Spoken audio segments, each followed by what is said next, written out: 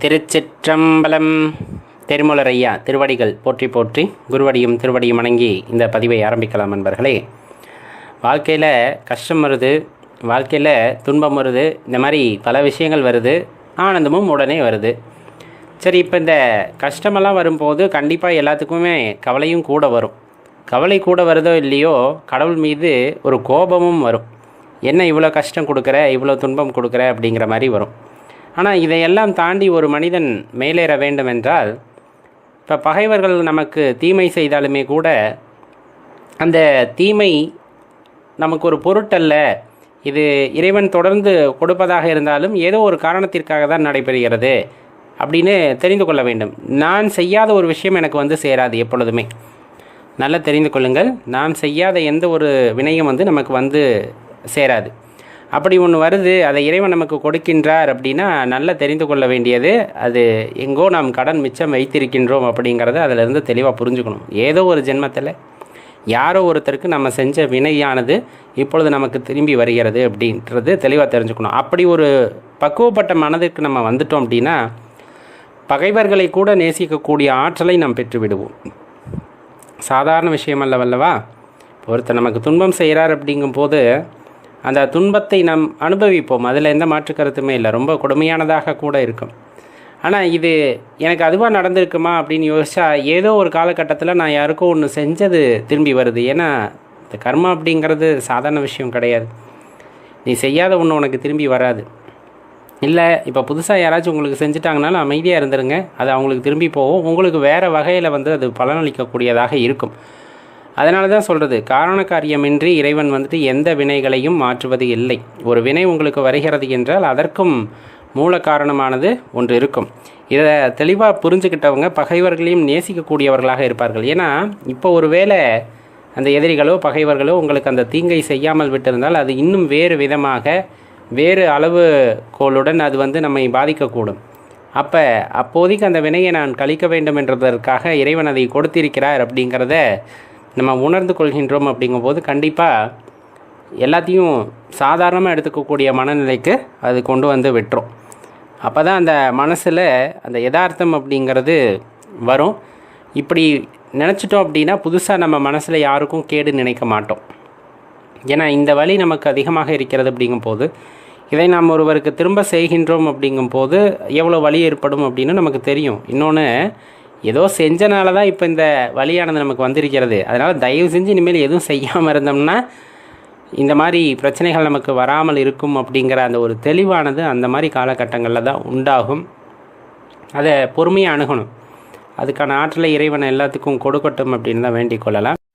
ஒரு சின்ன விஷயம், இதை புரிஞ்சுக்கிட்டோம் அப்படின்னா இப்போ நம்ம சொல்லக்கூடிய விஷயத்துக்கு உங்களுக்கு இது உறுதுணையாக இருக்கும். இப்போ நிலம் பக்குவப்படுத்தப்பட்ட நிலம், நம்ம என்ன பண்ணுறோம் அப்படின்னா விதையை மட்டும் அங்கே போட்டு வைக்கிறோம். போட்டதுமே முளைச்சிடுமா அப்படின்னா முளைக்கிறதுக்கு வாய்ப்பு இல்லை. ஏன்னா எந்த ஒரு வினை நடக்கணுன்னாலும் பஞ்சபூத சேர்க்கை ஒரு விகிதத்தில் இருந்தால் தான் இது நடைபெறுகிறது. இருந்தாலும் அந்த விதை முளைத்து மரமாவதற்கு அடிப்படை அப்படின்னு பார்த்தோம் அப்படின்னா நிலம், அதிகபட்ச தேவை நிலம் அப்படிங்கிறது. அதுக்கப்புறம் நீர், பஞ்சபூத சேர்க்கையில் இருக்கக்கூடிய ஒவ்வொரு சக்திகளும் அதற்கு தேவை. அப்போ இந்த விதை முளைப்பதற்கு ஆதாரமாய் விளங்குவது அப்படின்னு பார்த்தோன்னா பஞ்சபூத சேர்க்கை. சரிங்களா? இந்த பஞ்சபூத சேர்க்கை ஒரு சீரான விகிதத்தில் இருக்கும்போது அந்த விதையானது முளைத்து வெளியே வருகிறது. அந்த விதை முளைத்து வெளியே வருவது மட்டும் இல்லாமல் தான் எந்த இடத்தில் பிறந்ததோ, ஆதி அப்படின்னு சொல்லக்கூடிய இடம், சரிங்களா? ஆரம்ப இடம் அப்படின்னு சொல்கிறது ஆதி அப்படின்னு நம்ம சொல்கிறோம். இப்போ இந்த ஆரம்ப இடத்தை விட்டு விலக ஆரம்பிக்கிறத நம்ம என்ன இதில் சொல்கிறோன்னா, அது தன்னை மறந்த நிலையில் மேலே மேலே வளர்கிறது. அந்த புவியீர்ப்பு விசைக்கு எதிராக அந்த மரமானது வளர்ந்து கொண்டே செல்கிறது. மரம் வளர்ச்சி அடைகிறது. ஆனால் ஒரு விஷயத்தை நம்ம தெளிவாக புரிஞ்சுக்கணும், அந்த 2 இலைகள் மற்ற 2 உருவாக்குகிறது. அப்படியே அது பல்கி பெருகி பல கிளைகளை உருவாக்குகிறது. கிளைகள் பருத்து பருத்து மரமாக அது பெரிய விருட்சமாக மாறுகிறது. ஆனாலும் ஒரு விஷயத்தை தெரிஞ்சுக்கணும், ஆரம்பத்தை இடத்துக்கே நம்ம திரும்பி வந்துதான் ஆகணும் அப்படிங்கிறது தான் விதி. ஆரம்பித்த இடத்துக்கே நம்ம மீண்டு வர வேண்டும் அப்படிங்கிறது தான் விதி. இதை தெளிவாக புரிஞ்சுக்கிட்டீங்க அப்படின்னா ரொம்ப எளிதாக இருக்கும். இப்போ ஆரம்ப காலகட்ட இலை, அதுதான் ஆரம்பம் இல்லைங்களா? இப்போ அது முளைச்சி 2 இலை விட்டுச்சு. அதுக்கப்புறம் அதன் மூலமாக பல இலைகள் வந்தன. அந்த ஆரம்பித்த 2 இலைகள் எங்கே போகும்? பழுத்து மீண்டும் நிலத்திற்கே தான் உரமாகும். அந்த மீதி கிளை, அதோட தண்டு, இந்த மாதிரி நிறைய சொல்லுவோம். எல்லாமே ஒரு காலகட்டத்தில் எங்கு ஐக்கியமாக வேண்டும் என்றால், எந்த இடத்தில் பிறந்ததோ அந்த இடத்தில் அது ஐக்கியமாக வேண்டும். அதுதான் உலக நியதி அப்படிங்கிறது. அது நீங்கள் எதுக்கு எடுத்துக்கிட்டாலும் சரிதான், எந்த பொருளாக எடுத்துக்கிட்டாலும் சரிதான், எந்த உயிரினமாக இருந்தாலும் சரிதான், எல்லாமே எந்த இடத்தில் தோன்றியதோ அந்த இடத்தில் தான் அது சேர வேண்டும் என்பது நியதி. இது ஒரு உதாரணத்துக்காக நான் சொல்கிறேன். இப்போ இந்த மரமும் சரி, கிளையும் சரி, எல்லாமே மண்ணில் தான் திரும்பியும் மடிகிறது, அதோட தான் இணக்கமாய் சேர்கிறது. இந்த மாதிரி ஒரு உயிரின தோற்றம் அதுலேயும் நம்ம சிறப்பாக சொல்கிறோம் இல்லையா? இந்த மனித பிறவி அப்படிங்கிறது கிடைத்தற்கு அரிய பிறவி அப்படின்னு சொல்கிறோம். கிடைத்தற்கு அரிய பிறவி அப்படின்னு சொல்கிறோம். இந்த மனித தோற்றம் எப்படி உருவானது, எங்கிருந்து உண்டானது அப்படின்லாம் பல விதங்களில் ஆராய்ச்சிகள் போனாலும், அந்த எல்லாமல்ல இந்த பரம்பொருள் அப்படிங்கிறவர்கிட்ட இருந்து நம்ம வந்திருக்கோம் அப்படின்னா, நம்ம மீண்டும் செல்ல வேண்டிய இடம் எது என்பதை தெளிவாக தெரிந்து கொள்ள வேண்டும். மீண்டும் நாம் பரம்பொருளையே தான் சேர்ந்தடைய வேண்டும். அதுதான் நம்ம வாழ்க்கையோட உன்னதமான விஷயமா இருக்கும். தான் செய்ய வந்த வேலைகளை எல்லாம் முடித்து விட்டால், தனக்கு என்ன விதிக்கப்பட்டிருந்ததோ எல்லா கடமைகளையும் நான் சரிவர முடித்து விட்டேன் என்றால், மீதம் இருக்கின்ற வாழ்க்கை எதற்காக அப்படின்னா, பரம்பொருளை தேடுவது, அவருடன் இணக்கம் கொள்வது, அவருடன் இரண்டர கலந்து விடுவது என்பதாக இருக்கும் பொழுது அந்த வாழ்க்கையானது அர்த்தம் பெறுகிறது. தெளிவாக தெரிஞ்சுக்கணும். அப்போ தான் அந்த வாழ்க்கையானது அர்த்தம் பெறுகிறது. மாறாக மீண்டும் பொன்பொருள் சேர்க்கை, வினையாற்றுவது, இப்படின்னு உங்கள் வாழ்க்கை தொடர்ந்துக்கிட்டே போகுது அப்படின்னா, அந்த வினையானது திரும்ப திரும்ப எதிர்வினையை உண்டாக்கி உங்கள் வாழ்வை நீட்டித்து கொள்ளே செல்லுமே தவிர உங்களை இறைவனை நோக்கி அழைத்து செல்லாது. இயற்கை என்பது ஆதி எதுவோ அவ்விடமே அந்தமாகவும் அமையும். எந்த இடத்துல பிறப்பு நடக்குதோ அந்த இடத்துல இறப்பு கண்டிப்பாக இருக்கும். இப்போ இறைவனை எடுத்துக்கிட்டோம் அப்படின்னா, 50 தொழில்களை செய்யக்கூடியவர். இப்போ யார் ஒரு பொருளை உருவாக்குறாரோ அவரால் தான் அப்பொருளை அழிக்கவும் முடியும் அப்படிங்கிற வினையை நம்ம தெளிவாக தெரிஞ்சுக்கணும். இப்போ ஒரு பொருளை உங்களால் உருவாக்க முடியுதா? நீங்கள் அதை அழிப்பதற்கு தகுதி வாய்ந்தவர், ஆனால் நீங்களாக அதை உருவாக்கியிருக்கணும். அதுதான் முக்கியம். யார் ஒருவர் அந்த அழித்தல் தொழிலை செய்கிறாரோ அவர்தான் அந்த ஆதிக்கும், அதாவது அதன் உருவாக்கத்திற்கும் காரணமாக இருந்திருப்பார் என்பதை நாம் உள்ளார உணர வேண்டும். எல்லா தொழில்களையும் செய்வதும் இறைவன் மட்டுமே. நாம் வெவ்வேறு பெயர்களில் அழைக்கிறோமே தவிர அச்சக்தியானது ஒரே சக்தி என்பதை நாம் உணர்ந்து கொள்ள வேண்டும். அப்போதுதான் நமக்குள்ள ஒரு தெளிவான எண்ணமானது பிறக்கிறது. நம் வாழ்க்கை எதை நோக்கி பயணிக்கிறோம் என்பதில் ஒரு தெளிவானது கிடைக்கும். அந்த தெளிவு கிடைத்து விட்டது அப்படிங்கும் போது கண்டிப்பா நாம் இறைவனை சேர்வதற்கான வழியும் அங்கு பிறக்கும். அப்போ நம்ம எங்கேருந்து வந்தோமோ அங்கே திரும்ப செல்றது தான் உத்தமமான விஷயம். இறைவனிடம் இருந்து வந்தோம் என்றால் இறைவனை திரும்ப சென்றடைவது தான் அதற்கு வழி. நாம் சொல்வது அவ்வளவு எளிதான விஷயமும் அல்ல. அதற்கான வழிகளை நாம் தேடி அதற்கான பயிற்சிகளை மேற்கொள்ளும் பொழுது கட்டாயமாக அந்த பாக்கியமானது நமக்கு கிடைக்கும் அப்படிங்கிறத உங்கள் மனதில் ஆழமாக வைத்து கொள்ளுங்கள். அது உங்களை மென்மேலும் உயர்த்தும் அப்படிங்கிறதுல எந்த மாற்று கருத்தும் இல்லை நண்பர்களே. சிவபெருமானுடைய பெருமைகளை பேச வேண்டுமா அப்படின்னு கேட்டால், பேசணுங்கிற அவசியமோ கட்டாயமோ யாருக்கும் இல்லை. ஆனால் இந்த பிரபஞ்சத்தை பற்றி நம்ம யோசிக்கலைன்னா கூட, குறைந்தபட்சம் நம்ம ஊரை பற்றி நம்ம யோசிக்கலைன்னா கூட, அதற்கடுத்தாற்படியாக நம் குடும்பத்தை பற்றி யோசிக்கவில்லை என்றாலும் கூட, நம்மை பற்றி நாம் யோசித்து பார்த்தோம் என்றாலே நாம் சிவபெருமானின் புகழை பாடுவோம், கண்டிப்பாக பாடுவோம். ஏன்னா ஒரு பிறப்பு அப்படிங்கிறது அவ்வளவு எளிதில் நிகழ்ந்து விடுவது அல்ல. உங்களுக்கு நல்லா தெரியும், இன்றைய சூழ்நிலையில் கூட இந்த குழந்தை வரம் கேட்டுக்கொண்டிருப்பவர்கள் ஏராளம். அதனையும் தாண்டி அந்த ஓர் உயிர் ஜனித்து வருகிறது என்றால் அது பல போராட்டத்திற்கு பிறகுதான் அந்த கருப்பைக்குள்ளே ஒரு செல், நாம் சொல்வது போல ஒரு செல்லாக உள்ளே அந்த ஒரு செல் பலவாக பெருகி பெருகி பெருகி அது ஒரு உருவம் அடைகிறது என்றால் அதுவே சற்றே ஒரு விசித்திரமான நிகழ்வு தானே. இப்படித்தான் அது உருவம் அடைய வேண்டும் அப்படிங்கிறதெல்லாம் யார் வகுத்து வைத்த இலக்கணம் அப்படின்னு கேட்டால் இன்றளவும் யாருக்கும் தெரியாது. கையாக வளர்கிறது, காலாக வளர்கிறது, ஒரு செல் இத்தனை இலையும் தாங்கி உருமாறுகிறது. அத்தனை பிரச்சனைகளையுமே தாண்டி அந்த கரு ஒரு உயிராக மாறி அது இந்த பூவுலகளே அவதரிப்பது அப்படிங்கிறது, ஜனிப்பது அப்படிங்கிறது அதிசயத்திலும் அதிசயம் சொல்ல போனா. அந்த 10 மாதம் தவமாக தவமிருந்து இந்த மானுட வாழ்க்கையை வாழ்வதற்காக ஒரு உயிர் இந்த பூமிக்கு வருகிறது என்றால் அது சாதாரணப்பட்ட விஷயம் அல்ல. அப்படி ஜனித்தவர்களில் ஒருவர் தான் நாம் அப்படிங்கிறத தெளிவாக தெரிஞ்சுக்கணும். சரி, ஜனித்ததோடு முடிந்து விட்டதா? அதன் பிறகு உடலானது வளர்ச்சியடைந்து ஒரு குறிப்பிட்ட அளவிற்கு பின் சுருங்க ஆரம்பிக்கின்றது. சுருங்க ஆரம்பிக்கிறது என்றால் நாம் தோற்றத்தை சொல்கின்றோம். அதிலே பல செயல்பாடுகள், வியக்கத்தகுந்த செயல்பாடுகள் எல்லாமே பஞ்சபூதங்களின் அடிப்படையாக கொண்டு, பஞ்சபூதங்களை ஒரு தத்துவமாக கொண்டு இந்த உடலானது கட்டமைக்கப்பட்டிருக்கிறது. அப்படின்னா அதை நம்ம மறுக்கிறதுக்கெல்லாம் இல்லை.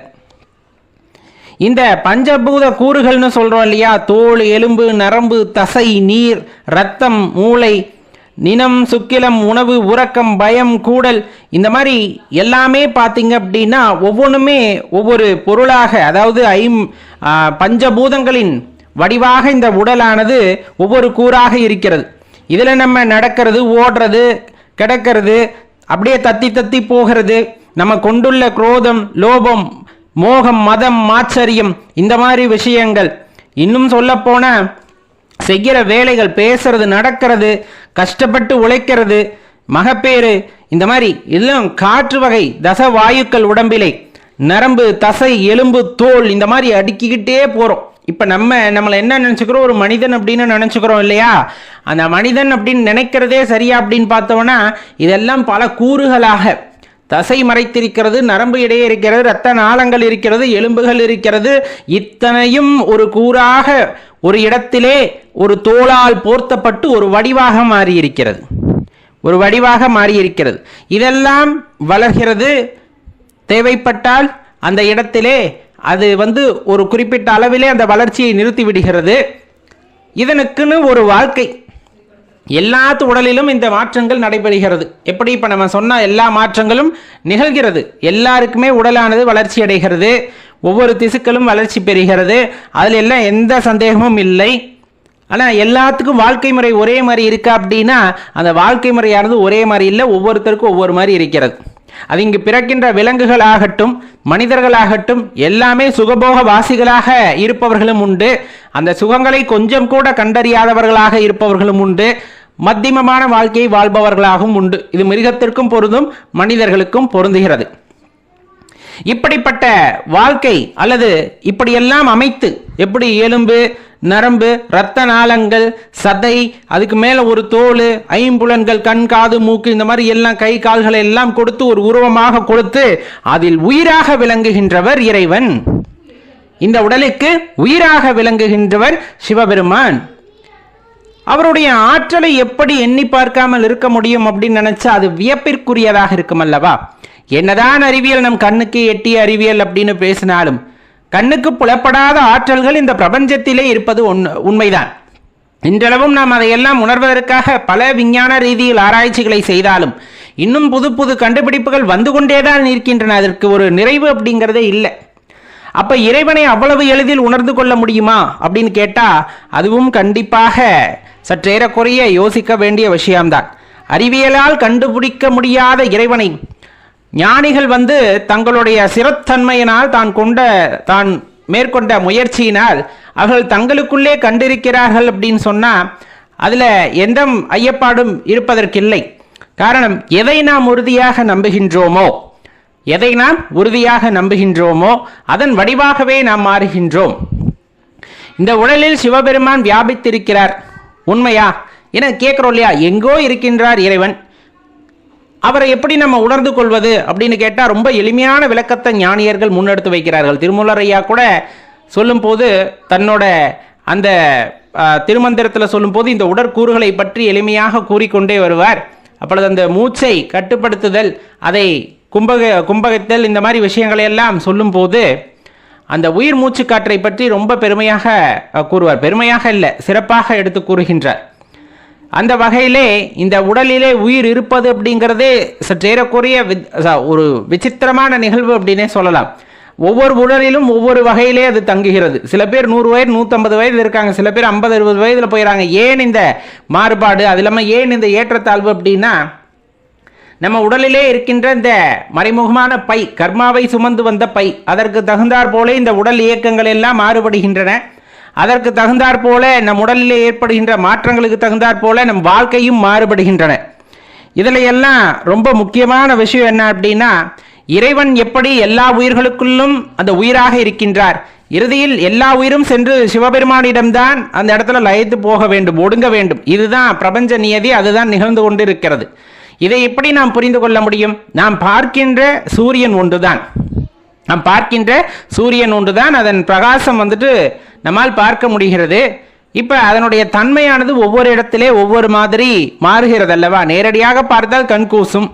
அதே ஒரு குடுவையில் தண்ணியை ஊற்றி வைக்கிறீங்க, அந்த தண்ணியில் பார்க்கும்போது சூரியனோட அந்த வடிவத்தை பார்க்க முடியும், அது கண் கூசுவது இல்லை. அதே ஒரு ஆற்று குளம் இந்த இதில் பார்த்தாலும் அதனுடைய வடிவத்தை பார்க்க முடியும். இந்த மாதிரி ஒவ்வொரு இடத்திலும் அவர் வியாபித்திருக்கின்றார், இறைவனாகப்பட்டவர் வியாபித்திருக்கின்றார். அவரவர் பார்வைக்கு ஏற்றாற் போல அந்த தரிசனத்தையும் அவர்களுக்கு கொடுக்கின்றார். அப்படிங்கிறது தான் நிதர்சனமான உண்மை, நாம் தெரிந்து கொள்ள வேண்டிய உண்மையும் கூட. இப்படி இருக்கக்கூடிய சூழ்நிலைகளே இறைவனை புகழ்ந்து பாட வேண்டுமா, இறைவனை நினைக்க வேண்டுமானா யாரும் புகழ்ந்து பாட சொல்லி கட்டாயப்படுத்தவில்லை, யாரையும் நினைக்க சொல்லியும் கட்டாயப்படுத்தவில்லை. ஆனால் இப்படி ஒரு அற்புதமான படைத்த அந்த கலைஞன் இருக்கிறார் அல்லவா, இறைவனை கலைஞன் என்று கூறலாமா? கூடாதுதான். இருந்தாலும் யோசித்து பாருங்களேன், ஒரு சிற்பத்தை ஒரு சிற்பி செய்கிறார் என்றால் அந்த சிற்பமானது முழு வடிவம் பெறும் பொழுது அந்த சிற்பி ஒரு மகிழ்ச்சியின் உச்சகட்டத்திற்கு செல்வார். பார்க்கறதுக்கே அப்படி ஒரு தத்ரூபமாக செய்யும் பொழுது ஒரு சிற்பத்தை செய்யக்கூடிய சிற்பி அந்த சிற்பத்திற்கு கடவுளாகின்றார். இந்த பிரபஞ்சத்தை படைத்து இந்த பிரபஞ்சத்திலே அதிர்வுகளை உண்டாக்கி இந்த பிரபஞ்சத்தை இன்னும் நிலை பெறச் செய்து அதில் எல்லா இடங்களிலும் வியாபித்து அவரவருக்கு என்னென்ன தேவையோ அதையெல்லாம் பார்த்து பார்த்து கொடுத்து அவரவர் மகிழ்ச்சியை உறுதிப்படுத்தி அவரவர் உள்ளத்திலே உயிராகவும் எழுந்தருளி இந்த உடலை இயக்கச் செய்கின்றார். இறுதியில் அந்த உடலை இந்த பாம்புகள் எல்லாம் தோலுரித்து போடுவது போல அந்த உடலிலே உயிர் தங்க முடியாத நிலை ஏற்படும் போது அந்த உயிரை அந்த உடலில் இருந்து விடுவித்து வேறு ஒரு கூட்டை கொடுத்து அந்த கர்மாவை கழிப்பதற்கான வாய்ப்பை ஏற்படுத்தி தன்னை உணரச் செய்வதற்காக பல வகைகளிலே அவருக்கு வாய்ப்பை கொடுத்து தன்னை உணர்ந்தவர்களுக்கு தன் தரிசனத்தையும் கொடுத்து தன்னுடன் ஐக்கியப்படுத்திக் கொள்கின்றார் சிவபெருமான் அப்படின்னு சொல்லும் பொழுது அது எப்படிப்பட்ட விஷயமாக இருக்கும்? இந்த சிவபெருமான் என்னும் ஆற்றல் எப்படிப்பட்டதாக இருப்பார் அப்படிங்கிறத யோசிச்சு பாருங்க. கருணையே வடிவமானவர், நம்ம சொல்றோம் இல்லையா, கருணையே வடிவமானவர் சிவபெருமான். அப்படிப்பட்ட கருணாமூர்த்தியை நாம் தினம் தினம் நினைப்பதே நம் பாக்கியமாகும், தினம் தினம் நினைத்து போற்றுவதே நம் கடமையாகும். அவரை பற்றி நினைக்காத நிமிடம் ஒன்று இருக்கிறது என்றால் இந்த வாழ்க்கையிலே அது தேவையில்லாத நிமிடமாக போகட்டும். அவரை பற்றி பேசாத வார்த்தைகள் இருக்கும் என்றால் அந்த பேசாத வார்த்தையெல்லாம் வீணான வார்த்தை, அது என் வாயில் வராமலே இருந்துட்டு போகிறது அப்படிங்கிற மாதிரியான உணர்வானது நம் மனதிலே ஏற்படும். சர்வமும் சர்வ காலமும் இறைவனை நினைத்து கொண்டே இந்த வாழ்க்கையானது நகர்கிறது என்றால் எறும்பிற்கு கூட துரோகம் நினைக்காமல் வாழ கற்றுக்கொண்டோம் என்ற அர்த்தம். அன்பே வடிவமாக அமர்ந்து விட்டோம் என்பது அர்த்தம். சிவனே என்று அமர்ந்திரு என்பார்கள். அதே போலத்தான் சிவத்தை உணர்ந்தவர்கள் சிவமாகவே இருக்கின்றார்கள். இந்த உடலும் சிவம் வசிக்கின்ற கூடாகவே இருக்கிறது அப்படின்னா அதில் எந்த மாற்று கருத்தும் இல்லை என்பர்களே. சாதாரணமாக சிவபெருமானை நினைத்துவிட முடிவது இல்லை. யார் யாரோ முயற்சி செய்கிறார்கள் சிவனை உணர்ந்து கொள்ள வேண்டும் என்று, எல்லோருக்கும் அந்த வாய்ப்பானது கிடைக்கப் பெறுவது இல்லை. சிவத்தை வழிபடுபவர்கள் கூட அவருடைய அனுமதியினால்தான் அவர்களை வழிபடுகின்றார்கள். அப்படி இருக்க இப்படி ஒரு அரும்பெரும் வாய்ப்பை பெற்ற நாம் அவரை பற்றி நினைக்காமல், அவரை பற்றி பேசாமல், அவரை பற்றி ஒரு சிந்தனையிலே இல்லாமல் இருந்தால் அது நமக்காகவே செய்துகின்ற தவறு, துரோகம் என்றே எடுத்துக்கொள்ளலாம். அவர் நினைவிலே இருக்கும் பொழுது நம் மனமானது மகிழ்ச்சியாக இருக்கும். அவர் புகழை பாடும் பொழுது இந்த உடலும் உள்ளமும் பூரித்து கிடக்கும். அவரை பற்றி நினைத்திருக்கும் பொழுது மனதிலே ஒரு அமைதி நிலவும். பாருங்க, அது எவ்வளவு கோடி காசு கொட்டி கொடுத்தாலும் கிடைக்காத ஒரு மன நிம்மதி. சிவாலயத்திற்கு போகிறோம், சிவனை வழிபடுறோம், அவர்கிட்ட ஏதாச்சும் கேட்கணும்னு தோணுதா உங்களுக்கு? அவர்கிட்ட ஏன் முதல்ல கேட்கணும்? ஏன்னா இந்த பக்தி அப்படின்னு வந்துட்டாலே இப்போ இருக்க காலகட்டத்தில் இறைவனிடம் போய் ஆலயத்தில் நின்றாலும் சரி, இல்லை அமைதியாக அமர்ந்து தியானத்தில் ஈடுபட்டாலும் சரி, ஏதேனும் ஒரு விண்ணப்பத்தை வைத்துக்கொண்டு அவரிடம் ஒரு கோரிக்கையை வைக்க வேண்டும் என்ற எண்ணத்தை எப்படி உண்டாச்சு, இல்லை யார் உண்டாக்கினார்கள் அப்படிங்கிறதெல்லாம் தெரியலை. அது ரொம்பவே மனசு ரொம்ப குழப்பமாக இருக்குது. அவரிடம் நான் விடை கேட்கின்றேன் அப்படிங்கிறது வேற. வாழ்கின்ற சூழ்நிலைக்கு ஏற்றவாறு எனக்கு அது வேண்டும் இது வேண்டும் அப்படின்னு எப்போ நம்ம கேட்க ஆரம்பித்தோமோ அப்போவே அந்த பக்தி அப்படிங்கிற நிலையிலேருந்து நம்ம கீழே வந்துடுவோம். அதனால தான் எப்போவுமே சொல்கிறது, எந்த ஆலயத்திற்கு போனாலும் சரி, அதுவும் குறிப்பாக நீங்கள் சிவாலயத்திற்கு போனால் கண்டிப்பாக இறைவனிடம் நீங்கள் எதுவும் வேண்ட வேண்டும் என்ற அவசியம் இல்லை. வேண்டத்தக்கதறிவோய் நீ, வேண்டும் வரும் தருவோய் நீ அப்படின்ட்டு சொல்லுவாங்க. நம்ம என்ன வேண்ட போகிறோங்கிறதே இறைவனுக்கு தெரியும்.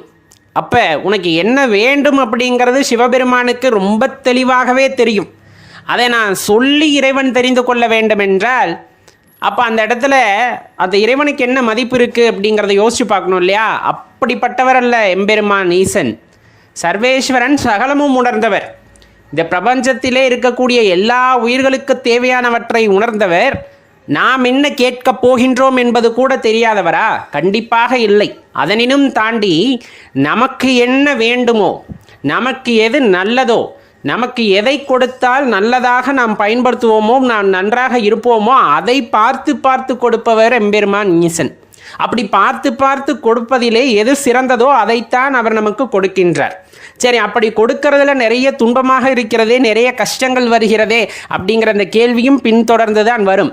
கண்டிப்பாக எல்லா இடத்திலும் மேடு பள்ளமே இல்லாமல் ஒரே சீராக ஒரு இடம் செல்கிறது என்றால் அது ஒரு இடத்துல கட்டுப்பாடு இல்லாத பகுதியாக சென்றுவிடும். ஒரு இடத்துல மேடும் பள்ளமாக இருக்குன்னா நம்ம நிதானித்து போக ஆரம்பிப்போம். வாழ்க்கையில் எல்லா மேடு பள்ளங்களும் வரத்தான் செய்யும், இன்பம் துன்பம் வரத்தான் செய்யும். அப்படி வரும்போது தான் அந்த உயிரானது பக்குவப்படும். உயிர் எதற்கு பக்குவப்பட வேண்டும்? ஏன்னா இன்ப துன்பம் என்று இரண்டு வேறு பகுதிகள் உள்ளன. அந்த இரண்டையும் ஒரே நோக்கில் பார்க்கக்கூடிய ஆற்றல் ஒருவனுக்கு வருகிறது. அப்படிங்கும் போது தான் அந்த மனமானது பக்குவ நிலையை நோக்கி பயணிக்க ஆரம்பிக்கும். பக்குவம் என்பதை அடைவதற்கு பல ஆண்டுகள் ஆனாலும் அந்த பக்குவம் என்று ஒன்று உண்டு. அதனை நோக்கி நாம் பயணிக்க ஆரம்பிக்கும் போதே வாழ்க்கையோடு அந்த உன்னதமான அர்த்தமானது நிறைவேற ஆரம்பிக்கின்றது. அதனால்தான் ஆங்காங்கே மேடுகளும் பள்ளங்களும் நம் வாழ்க்கையிலே ஏற்படுகின்றது. நீங்கள் ஏதாச்சும் ஒரு விஷயம் செய்யணும்னு நினைக்கிறீங்க, ஏதாவது ஒரு விஷயம் செய்யணும்னு நினைக்கிறீங்க, உங்களுக்கு ஒரு பிடிமானம் வேண்டும், அது நடக்க வேண்டும் அப்படின்னு நீங்கள் நினைத்துட்டாலுமே கூட அதை இறைவனிடம் போய் சொல்லிவிடுங்கள். நான் இதை செய்ய வேண்டும் என்று இருக்கின்றேன், நான் செய்ய போகின்றேன் என்று அவர் மீது பாரத்தை போட்டுவிட்டு, சிவபெருமான் மீது பாரத்தை போட்டுவிட்டு நீங்கள் பாட்டுக்கு அந்த செயலை செய்ய ஆரம்பித்து விடுங்கள். ஏனால் அது அவர் வழிகாட்டியது. உங்களுக்கு ஒரு எண்ணம் தோன்றுகிறது, ஒரு விஷயத்தை செய்ய வேண்டும் என்ற எண்ணம் உங்களுக்குள் உண்டாகிவிட்டது அப்படின்னா அந்த எண்ணத்தை அடிப்படையாக கொண்டு நீங்கள் செயல்பட ஆரம்பிக்கின்றீர்கள்.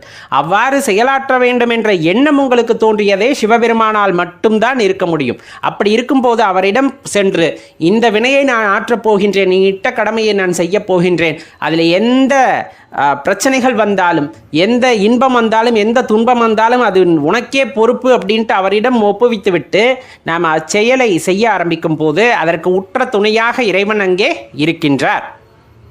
அந்த காரியமானது நல்ல முறையிலே நிறைவேறுவதற்கும் அதில் எந்த இடைஞ்சல்களும் வராமல் இருப்பதற்கும் அவரே காரணகர்த்தாவாக இருந்து காத்து வருவார். அப்படின்னா அதில் நீங்கள் எதுவுமே ஐயப்படவே தேவையில்லை. அவரே நம்மளால் எளிதில் உணரதான் முடியாது. ஏன்னா தன்னை வெளிக்காட்டி கொள்ளவே மாட்டார். அவ்வளவு எளிதாக உயிர்களுக்குள் மறைந்திருக்கும் ஈசன் தன்னை வெளிக்காட்டி கொள்ளவே மாட்டார். ஆனால் ஒரு கஷ்டம்னு வரும்போது மனிதனுக்கோ அல்லது எந்த ஜீவராசிகளுக்கும் சரி, ஒரு கஷ்டம்னு அப்பா அப்படின்னு கூப்பிட்டா ஓடோடி முதலில் நிற்கக்கூடிய தெய்வம் யாராக இருப்பார் என்றால் சிவபெருமானாகத்தான் இருப்பார். ஏன்னா ஒரு குழந்தைகளுடைய வலி அப்படிங்கிறது, அந்த குழந்தை கூட அந்த வலியை தாங்கிக் கொள்ளும், ஆனால் ஈசனால் அதை தாங்கிக் கொள்ள முடியாது. அப்போ ஒரு இடத்துல கஷ்டம் வந்தாலும் சரி, நஷ்டம் வந்தாலும் சரி, இன்பம் அதிகமாக அப்பான்னு கூப்பிட்டாலும் சரி, அந்த இடத்துல உங்கள் கூட அந்த உணர்வுகளை பகிர்ந்து கொள்வதற்கு ஒரு இறைவன் நிற்பார். அப்படின்னா அது கண்டிப்பாக சிவபெருமானாகத்தான் இருப்பார். கூப்பிட்ட குரலுக்கு வரக்கூடிய தெய்வம் அப்படின்னா எம்பெருமான் சிவன். நம்ம அடிக்கடி சொல்வது உண்டு, சிவன் சிவன் என்று சொல்லிக்கொண்டே இருக்கின்றோமே, கண்டிப்பாக நாம் எல்லா நேரங்களிலும் எல்லா இடங்களிலும் சிவன் சிவன் என்று சொல்லிக்கொண்டே இருப்போம், பஞ்சாட்சர மந்திரத்தை சொல்லிக்கொண்டே இருப்போம். அது அவ்வளவு சாதாரண விஷயமா அப்படின்னா எளிதாக எல்லோராலும் சொல்ல முடியாத விஷயம், நினைத்தாலும் சொல்ல முடியாத விஷயம். யார் நாவிலே இந்த சிவன் என்ற வார்த்தை வருகிறதோ, பஞ்சாட்சர மந்திரம் தொடர்ந்து வருகின்றதோ, அவரெல்லாம் பாக்கியவான்கள், அவரெல்லாம் பாக்கியவான்கள். பல்வேறு பிறவிகள் எடுத்தாலும் எல்லா பிறவிகளிலும் சிவபெருமானை நினைத்து நிறுத்து உருகி உருகி என்புனைந்து அப்படியே எல்லாமே சிவன் எல்லாமே சிவன் என்று இருந்த ஒருவரால் தான் இந்த பிறவியிலும் சிவன் என்ற நாமத்தை கூற முடியும், பஞ்சாட்சர மந்திரத்தை கூற முடிகிறது. அதிலும் சிவசேவை செய்பவர்கள் இன்னும் மேலானவர்களாக கருதப்படுகிறார்கள். ஏன்னா அந்த சேவையெல்லாம் செய்வதற்கு இறைவனுடைய பாக்கியம், அவருடைய அருட்கருணையானது கண்டிப்பாக வேண்டும். அடியார்களுக்கு சேவை செய்தலாக இருக்கலாம், அல்லது சிவாலயங்களை புனரமைப்பதற்காக அவர்கள் செய்கின்ற முயற்சியாக இருக்கலாம், அல்லது புனரமைப்பவர்களாக இருக்கலாம். அந்த சிவாலயத்திலே ஒரு துரும்பு கிடைக்கிறது, அதை எடுத்து ஓரமாக போடுவதாக இருக்கலாம். அந்த சிவாலயத்தை தூய்மை செய்பவர்களாக இருக்கலாம், அல்லது சிவனை பற்றி மற்றவர்களிடம் பேசுபவர்களாக இருக்கலாம். அவரை பற்றி அந்த உயர்ந்த பெரும் கருத்துக்களை மற்றவர்களுடன் பகிர்ந்து கொள்பவர்களாக இருக்கலாம். மற்றவர்கள் உள்ளத்திலே சிவபெருமானை பற்றி எண்ணத்தை தூண்டுபவர்களாக இருக்கலாம், அவரை பற்றி எண்ணத்தை உண்டாக்குபவர்களாக இருக்கலாம். இப்படி எந்த வாய்ப்பு உங்களுக்கு கிடைத்திருந்தாலும் அந்த வாய்ப்பு நீங்களே தேடிக்கொண்டது அன்று, மாறாக சிவபெருமான் உங்களுக்கு அருளிய வரம் அப்படிங்கிறத தெரிஞ்சுக்குங்க. அவ்வரம் எவ்வாறு கிடைக்கும் என்றால், ஒவ்வொரு ஜென்மத்திலும் நாம் சிவபெருமானை நினைத்து செய்கின்ற செயல்கள், அந்த வினைகள், நாம் அர்ப்பணிப்புடன் வாழ்க்கையை நடத்தியிருப்போம் போன ஜென்மங்களில் எல்லாம். எல்லாமே அப்பந்தான் அப்படின்ட்டு அப்பன் மீது பாரத்தை போட்டுவிட்டு எது நடந்தாலும் உனக்கே அப்படின்ட்டு ஒவ்வொரு நொடிப்பொழுதும் நம் வாழ்க்கையை நடத்தியிருப்போம். சாகும் தருவாயிலும் கூட சிவன் என்ற நாமத்தை, சிவன் என்ற மந்திரத்தை, பஞ்சாட்சர மந்திரத்தை மட்டுமே உச்சரிப்பவர்களால் மட்டுமே அடுத்த ஜென்மம் என்று ஒன்று இருந்தாலும் அந்த ஜென்மத்திலே சிவபெருமானுடைய நாமத்தை சொல்லக்கூடிய அருகதையை பெற்றவர்களாக அவர்கள் பிறந்திருப்பார்கள். அல்லது சிவாலயங்களிலே அந்த உழவாரப் பணிகளை செய்வதற்கான அருகதையை அவர்கள் பெற்றிருப்பார்கள், அல்லது சிவசேவை செய்யக்கூடிய அந்த உயரிய தகுதியை பெற்றவர்களாக அவர்கள் இப்பொழுது இருந்து கொண்டிருப்பார்கள். மற்றவர்கள் யாவரும் இந்த பிறவியிலாவது ஈசனின் திருநாமத்தை சொல்லி பிற்கால வாழ்க்கைக்கு ஒளியை ஏற்றிக்கொள்ள வேண்டும் என்பதுதான் நாம் கேட்டுக்கொள்கின்றோம். நம்ம வாழ்க்கையில் நம்ம எப்படி இருக்கணும்னு நம்ம ஒரு திட்டம் தீட்டுறோமோ, அந்த திட்டம் எப்படி வேணாலும் போகலாம். நீங்கள் நினைக்கிற மாதிரியே அந்த காரியமானது நல்ல முறையில் நிறைவேறி நீங்கள் ஆனந்தமாகவும் இருக்கலாம். நீங்கள் நினச்ச மாதிரி அந்த காரியமானது நிறைவேறினதன் காரணமாக நிம்மதியை இழந்து வாழ்க்கையிலே தவிக்கலாம். இல்லை, நான் நினச்சதே நடக்கலை அப்படிங்கிற மாதிரி எண்ணத்துலேயும் ஒரு சிலர் தனது வாழ்க்கையை கழித்து கொண்டு தான் இருக்கிறார்கள். இப்போ இதில் எதை நான் எடுத்துக்கிறது? நான் வாழ்க்கையில் இந்த மாதிரி இருக்கணும்னு ஆசைப்பட்டேன், அதே மாதிரி தான் கடவுள் எனக்கு எல்லா வாய்ப்புகளையும் கொடுத்துருக்கார், எல்லாமே இருக்குது. ஆனால் மனசில் நிம்மதி மட்டும் இல்லை, மனதில் சந்தோஷம் மட்டும் இல்லை அப்படிங்கிறவங்களோட எண்ணிக்கை இந்த பூமியிலே ரொம்ப அதிகம். ஏன் அப்படி? நான் கேட்குறேன், கேட்டதும் கிடச்சிருச்சு, ஆனால் எனக்கு மனசில் நிம்மதி இல்லையே அப்படின்னு கேட்டால் ஒரே ஒரு விஷயத்தை தெளிவாக தெரிஞ்சுக்கணும். வேண்டும் அப்படிங்கிற மனதின் காரணமாகவும் போதாது அப்படிங்கிற அந்த மனதின் காரணமாகவும் தான் இந்த பிரச்சனையானது நமக்கு உண்டாகின்றது. எந்த விஷயமா இருந்தாலும் சரி, எனக்கு ஒரு வீடு வேணும்னு மனசில் ரொம்ப ஆசைப்பட்டு அதுக்காக கடின உழைப்பு, இறைவனோட அனுகிரகத்தால் ஒரு வீடும் அமைஞ்சிருச்சு. இருந்தாலும் மனசில் நிம்மதி இல்லை. ஏன்னா வீடு கட்டினது இன்னும் கொஞ்சம் பெருசாக கட்டியிருக்கலாமோ அப்படிங்கிற எண்ணம், இன்னும் இப்படி மாற்றி கட்டியிருக்கலாமோ அப்படிங்கிற எண்ணம், இந்த மாதிரி அடுத்தடுத்த எண்ணங்கள் மனதிலே தோன்றிக்கொண்டே இருக்கும். ஏன்னா ஒன்று கிடச்சிருச்சு, அப்போ அடுத்ததை நோக்கி மனதானது பயணிக்க ஆரம்பித்து விடுகிறது. உண்மையாலுமே அது சந்தோஷமா, நான் கேட்டது கிடைத்தது எனக்கு சந்தோஷமா அப்படின்னு போய் யார்கிட்ட வேணாலும் கேட்டு பாருங்க.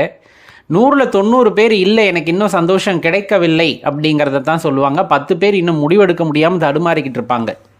எல்லாருமே நான் எடுத்த முடிவின் காரணமாக சந்தோஷமாக தான் இருக்கேன் அப்படின்னு சொல்கிறவங்களோட எண்ணிக்கை மிக மிக மிக சொற்பம். அப்போ தான் ஒரு கேள்வியானது நம் மனதிற்குள்ளே எழுகின்றது. கடவுள் நமக்காக போட்டு வைத்த திட்டத்தை நாம் ஏற்றுக்கொண்டோமா, அல்லது நாம விரும்பி சிலவற்றை ஏற்றுக்கொண்டதன் காரணமாக இந்த பிரச்சனைகளில் சிக்கி கொண்டோமா அப்படின்னு கேட்டால் நம்ம என்ன ஆசைப்படுறோமோ அதை இறைவன் கொடுத்து விடுகின்றார். ஏன்னா வாழ்க்கையை கையில் கொடுத்துட்றாரு. எப்படியாவது வந்துவிடு, உணர்ந்து விடு, உனக்குள் இருக்கின்ற அந்த அற்புத சக்தி நீ என்ன கேட்டாலும் கிடைக்கும் அப்படின்னு சொல்லிடுறார். சிவபெருமான் எல்லா மனிதர்களுக்கும் அதை உரைத்து விடுகின்றார். உனக்குள்ளே இருக்க அற்புத சக்தி கிட்ட நீ எது கேட்டாலும் கிடைக்கும் அப்படிங்கிற வார்த்தையை சொல்லிடுறாரு. அந்த உயிரும் ஒரு உடலை தாங்கி கொண்டு இங்கு வருகிறது. அது என்னென்னவோ கேட்க ஆரம்பித்து விடுகிறது. வாழ்க்கையிலே ஆனந்தமாக இருப்பதாக நினைத்து கொண்டு எனக்கு கார் வேணும், பங்களா வேணும், இப்படி கணவன் அமையணும், அப்படி மனைவி அமையணும், இந்த மாதிரி பிள்ளை குட்டிகள்லாம் இருக்கணும், இப்படி ஆடம்பரமாக இருக்கணும், இப்படி சமுதாயத்தில் அந்தஸ்தில் இருக்கணும், அதிகாரத்தில் இருக்கணும், இந்த மாதிரி பல விஷயங்களை நமக்குள் இருக்கின்ற அந்த அற்புத சக்தியிடம் கேட்டு கேட்டு ஒவ்வொன்றாக பெற்றுக்கொள்கின்றோம். அது எல்லாம் ஏதோ ஒரு கட்டத்தில் அப்படியே ஸ்தம்பிச்சு நின்று அது எல்லாம் உண்மை இல்லை, அதனால் எந்த சந்தோஷமும் இல்லை அப்படிங்கிற நிலைமைக்கு கொண்டு விட்டுட்டு போயிடுது. அது கேட்டால் இன்றைக்கி பாதி பேத்தோட நிலைமை அப்படித்தான். நான் கேட்டதெல்லாம் கிடச்சிது, ஆனால் மனசில் நிம்மதி மட்டும் இல்லை. ஏன்? கடவுள் உனக்குள் ஒரு அற்புத சக்தியை கொடுத்து நீ கேட்பதையெல்லாம் கொடுக்க வேண்டும் என்ற உத்தரவை இட்டு உனக்குள்ளே அந்த அற்புத சக்தியை வைத்து அனுப்பியிருக்கிறார். நீயும் கேட்டு கேட்டு பெற்றுக்கொண்டே இருக்கின்றாய். அப்போ எல்லாரும் நல்லது கேட்டால் கிடைக்கணும்ல. ஏன் கெட்டது கிடைக்குது அப்படின்னா அந்த மன உறுதிப்பாட்டுடன் அவர்கள் கேட்பதில்லை. எனக்கு இது வேண்டும் அப்படிங்கிற ஒரு ஆணித்தனமான எண்ணத்துடன் அந்த அற்புத சக்தியிடம் எதையும் கேட்பதில்லை. அதனால தான் சில பேத்துக்கு அது எதிர்மறையாக நடக்கிறது. சொல்லுவாங்கல்ல, வாழ்க்கையில் நம்ம பட்டது எல்லாம் கஷ்டம், மனசில் அப்படி நல்லா விழுந்துடும். எனக்கு எது வந்தாலும் கஷ்டமாக தான் வருது, எது நடந்தாலும் கெட்டதாக தான் நடக்குதுன்னு மனசில் விழுந்துடுது. நல்லா விழுந்துறதன் காரணமாக அவங்களால நிஜமாகவே நல்லதாகவே நினைக்கவும் முடியறதில்லை. அப்படியே நினச்சாலும் ஒரு குழப்பத்தில் இது நடக்குமோ நடக்காதுங்கிற எண்ணத்தில் இப்படி நடந்துருச்சுன்னான்னு எதிர்மறையை யோசிக்கும் போது அவங்களுக்கு எதிர்மறையாக தான் நடக்குது. அதுக்கும் அதிக வாய்ப்பு இருக்குது. சரி, இப்போ இதெல்லாம் இருக்கட்டும். கடவுள் நம்மளிடம் என்ன சொல்லி அனுப்பிச்சாரு? நமக்குள்ள ஒரு அற்புத சக்தியை வச்சு எது கேட்டாலும் கிடைக்கும் அப்படிங்கிற வரத்தை கொடுத்துத்தான் அனுப்பியிருக்கின்றார். நீ எது கேட்டாலும் கொடுக்கக்கூடிய ஒரு பெரிய சக்தியை உனக்குள் வைத்து தான் அனுப்பியிருக்கின்றேன் அப்படின்ட்டு இறைவன் சொல்லும்போது நம்ம உடனே மனசில் என்ன தோணிடுதுன்னா, அப்பாடா இவ்வளோ பெரிய வரத்தை கொடுத்துருக்கார் ஆண்டவன், அப்போ இதை கேட்கலாம் அதை கேட்கலான்னு தோணுதே தவிர அந்த இறைவனுடைய திருப்பாதத்தை தரிசிக்கக்கூடிய வாய்ப்பை கொடுன்னு அந்த அற்புத சக்திகிட்ட நம்ம யாருமே கேட்கறது இல்லை. இவ்வளவு ஆற்றல் பொருந்தியவர், பிரபஞ்சங்களையெல்லாம் அடக்கி ஆளக்கூடிய, இன்னும் பிரபஞ்சத்தை விரிவடைய செய்யக்கூடிய ஆடல் நாயகன் இந்த வரத்தை நமக்கு கொடுத்திருக்கின்றார். அப்படிங்கும்போது அவருடைய அந்த அற்புத தரிசனத்தை காண வேண்டும் என்று நம்முள் இருக்கக்கூடிய அற்புத சக்தியிடம் நாம் கேட்பதே இல்லை. அந்த இறைவனை உணர்ந்து கொள்ள வேண்டும், இறைவனை தெரிந்து கொள்ள வேண்டும், அவருடைய அந்த அன்புமயமான உருவத்தை காண வேண்டும் அப்படிங்கிற அந்த எண்ணம் அல்லது அந்த வேண்டுதல்கள் அப்படிங்கிறது நம்ம யார்கிட்ட வைக்கிறதில்ல, நமக்குள்ளே இருக்க அற்புத சக்தி கிட்ட வைக்கிறதே இல்லை. மாறா பொண்ணு பொருள் புற உலகத்தில் பார்க்குற எல்லா விஷயத்து மேலேயும் ஆசையை வளர்த்துக்கிட்டு காமத்தை வளர்த்துக்கிட்டு எனக்கு அது வேணும் இது வேணும்னு கேட்கக்கூடிய மனம்தான் இருக்கிறதை தவிர உண்மையான பொருள் அந்த பருப்பொருளை உணர்ந்து கொள்ள வேண்டும், அதனுடன் ஐக்கியமாக வேண்டும் என்று நம்முள் இருக்கக்கூடிய அந்த அற்புத சக்தியிடம் யாரும் கேட்பது இல்லை. கேட்பவர்கள் ரொம்ப ரொம்ப சொற்பம்.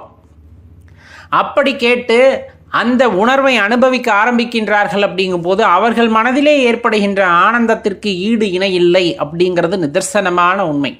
எப்பொழுதும் ஆனந்த களிப்பிலேயே இருக்கின்றார்கள், எப்பொழுதும் ஆனந்தமாகவே இருக்கின்றார்கள். அவர்களிடம் போய் இந்த பிரபஞ்ச வாழ்க்கையை பற்றி, உங்களுக்கு கிடைத்த வாழ்க்கையை பற்றி அப்படி இப்படி நீ எது கேட்டாலும் அவர்களிடமிருந்து பதில் வராது. ஏன்னா அவங்க அனுபவிக்கக்கூடிய அந்த ஆனந்தத்திலிருந்து ஒரு வினாடி கூட தவறிவிடக்கூடாது அப்படிங்கிற எண்ணத்திலேயே தனது வாழ்க்கையை ஓட்டி கொண்டிருப்பார்கள். ஒரு வினை ஆற்றுவதின் காரணமாக வருகின்ற வினை அது நம்மை தொடர்ந்துதான் வருகின்றது. இருந்தாலும் ஒரு இறைவனின் மீது அன்பு வைக்கின்றோம், அந்த இறைவன் மீது ஒரு பற்றுதலை வைக்கின்றோம், அவரை நம்முடன் அந்த இரண்டர கலந்த நிலை, நம்மிலிருந்து பிரித்து பார்க்க முடியாத ஒரு நிலைக்கு நம் மனதானது கொண்டு சென்று விடுகிறது. ஒவ்வொரு வினாடியும் அப்படியே அனுபவிக்கின்றது, அந்த இறை அனுபவத்தை அனுபவிக்கின்றது. அப்படிங்கும் போது அது சொல்லிலடங்கா ஆனந்தத்தை ஒவ்வொரு மனிதனுக்குள்ளும் அது ஏற்படுத்தும். மனிதர்களுக்கு மட்டுமல்ல, ஜீவராசிகளுக்குள்ளும் அந்த தாக்கத்தை ஏற்படுத்தும்.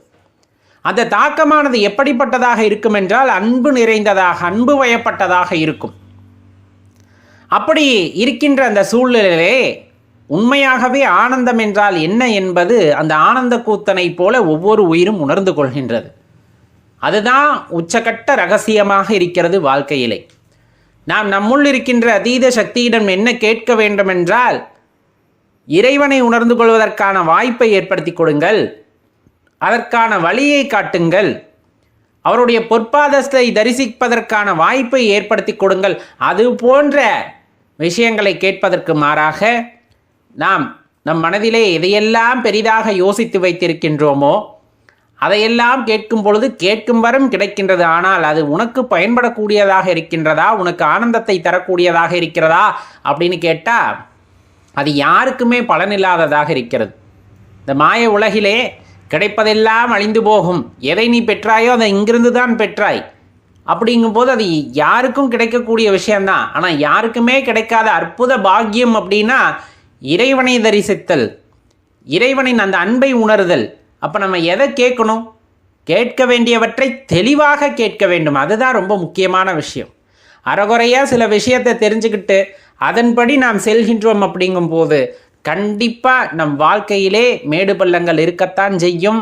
மேட்டிலே இருந்து பள்ளத்தை பார்த்தால் பயமாக இருக்கும், பள்ளத்திலே இருந்து மேட்டை பார்த்தால் கொஞ்சம் கனமாகத்தான் இருக்கும். இருந்தாலும் வாழ்க்கை என்பது நகர்ந்து கொண்டே இருப்பதற்கான சாலையாகத்தான் இருக்கிறது. இறைவன் அப்படிப்பட்ட சாலையைத்தான் நமக்கும் கொடுத்திருக்கின்றார்.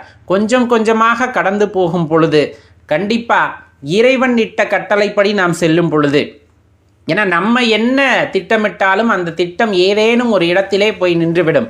ஆனால் இறைவன் நமக்காக ஒரு திட்டத்தை தீட்டுகிறார் அப்படிங்கும் போது அதிலே நீங்கள் தொடர்ந்து பயணிக்கிறீர்கள் அப்படிங்கும் போது அந்த திட்டமானது உங்களுக்கு ஏற்ற திட்டமாக இருக்கும். உங்களை உற்சாகப்படுத்தக்கூடிய, உங்களை எப்பொழுதும் ஆனந்த நிலையிலேயே வைத்திருக்கக்கூடிய திட்டமாகத்தான் அது இருக்கும். அப்படிங்கிறத நம்பி அதை ஏற்றுக்கொள்ளும் பொழுது வாழ்க்கையானது ஆனந்தமானதாக எப்பொழுதுமே உங்களுக்கு இருந்து கொண்டே இருக்கும்.